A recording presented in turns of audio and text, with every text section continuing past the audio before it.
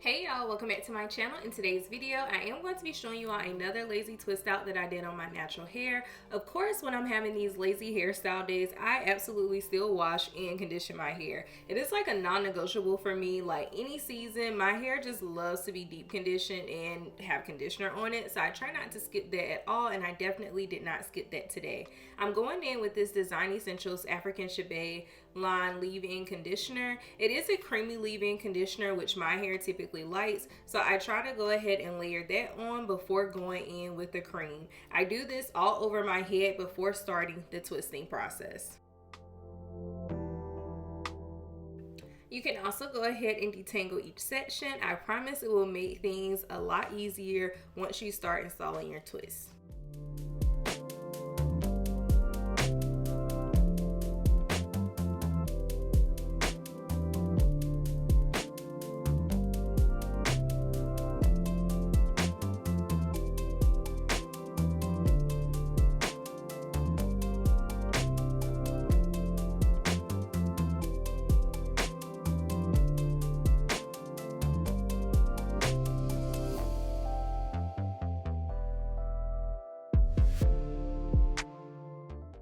After you finish that, we can go ahead and start with the twisting process. As you all can see here, I went ahead and did 3 twists on the bottom row, but we're just gonna go ahead and start layering these twists on top of each other. I do like to add water to reactivate the leave-in conditioner, and one of the creamy products that I have been enjoying lately is this Buttercream by TGIN. It's a daily moisturizing cream which you can apply to your hair daily, but usually I only have to apply this to my hair on the day I'm styling it, and it usually makes it to the end of the week. As you all can see here, I'm still doing the same motions of like raking the product through my hair with my fingers before I go in with a detangling brush. And I'm trying to be mindful of not putting too much product on my hair, because I can do that sometimes, and just making sure that it is nice and reasonable. Today I am going to top it off with the Do Mousse Def, because this just adds like a slight hold, and because these sections are larger than what I'm typically used to, I want to get as much definition as possible. As you all can see, once I get to the ends, if I feel like I need to detangle the ends a little more, I'll just use my brush to do that.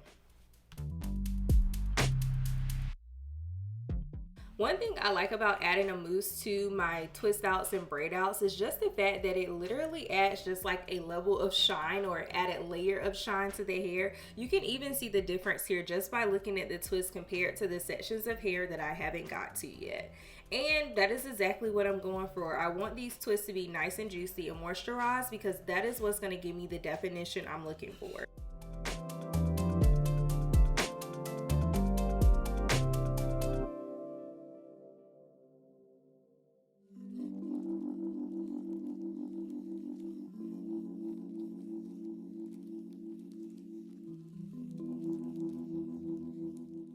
And moving on to the front, I am repeating the same processes by reactivating that leave-in with some water, adding my cream on top, and then layering that with the mousse. And of course, you want to make sure you thoroughly detangle.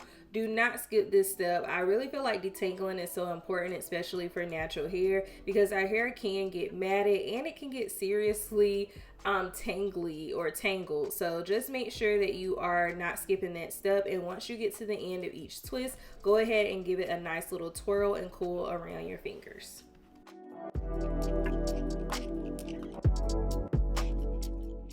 Here's what my hair is looking like once it is fully twisted. I did sit up under the dryer for about 45 minutes just to make sure that all the product seeps in and that my hair is going to have a nice hold. Once I finish up under the dryer, here's what my hair is looking like. And I'm just going to put a bonnet right on top and go to bed. As simple as that. Here we are the very next day, and it is time to go ahead and start removing these twists. The twists are still looking good and the ends are looking nice as well. I do like to go ahead and section my hair off before taking out my twist, just so that I can see what I'm doing and I can make sure I don't skip a twist. But with these twists being that large, I highly doubt I could skip a twist, because it would look very strange, but you get the point. When unraveling the twists, I just simply pull them apart, but when it comes to separating, I try to separate where the hair naturally wants to separate. Sometimes it doesn't want to separate at all, so I just stretch out that particular piece and just kind of leave it as is. If I feel like I can separate without causing major frizz, I will at least separate one time. And of course, I'm going to repeat this process all over my head, but with these twists being super large, you definitely want to be very careful with how you separate because you don't want to cause any unnecessary frizz.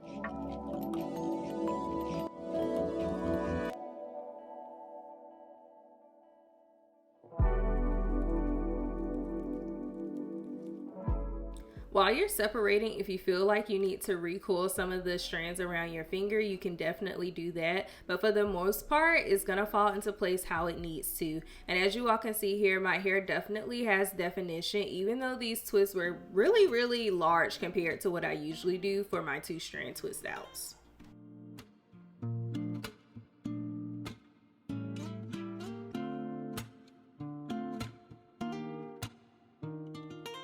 And here is what my hair is looking like once every single twist has been separated, even just for a little bit. I do like to go in and use my fingers to kind of fluff the roots to try to get rid of those parts. And then I just like to shape my hair to see how does the hair want to fall and how can I frame my face. And on this particular day, I feel like my hair was feeling a side part. So what I did was just use a couple of bobby pins to make sure that my hair is moving in that direction. And then I decided to, you know, be a little extra and put a little edge control on my hair just to make sure that one side like had just a little bit more sleekness to it and that it looks like intentional. It's not required, but I definitely liked it on this particular day for what I was going for. And here are the final results. I was really surprised and thrilled to see the results of my hair. The definition is there, the movement is there, it is moisturized and shiny and a little bit of sleekness, of course. And it really aged well throughout the week for the twist to be super large. This was about a couple of days later, and so far all I was doing was putting a bonnet on and shaking the curls out in the morning. As the days did go by, the hair did get bigger, and here's what it is looking like about mid to late mid-week, where I had to start doing the banding method and fluffing my hair out on a daily basis. I did end the week in a high puff, but for reference, I just wanted to show you all what the hair looks like with me just weighing the hair down. So for the twist to be super large, I wasn't mad at it at all. As always, I hope you all enjoyed the video and found it useful. Please let me know if it works for you, and I can't wait to see you all in the next video. See ya.